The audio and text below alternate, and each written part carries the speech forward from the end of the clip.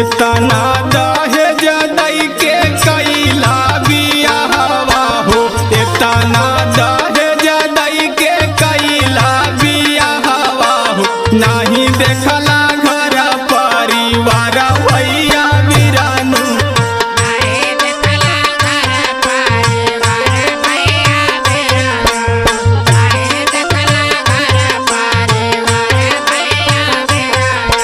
अरे बहनी इसका नहीं बोलते रे, अच्छा परिवार देख तो शादी ब्याह कहे रे। अरे भैया खाली कहा बाबा सुना बहनी और सुना नसावा